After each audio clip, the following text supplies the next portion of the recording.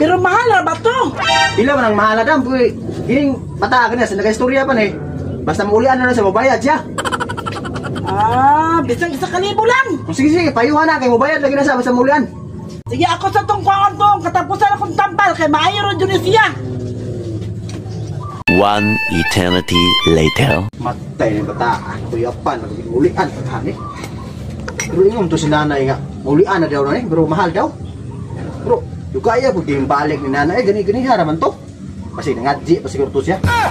Sige, mga birtud siguro ato niya kuan. Yung orasyon ba? Yung lugay to nakabalik, paabuto lang to na mo.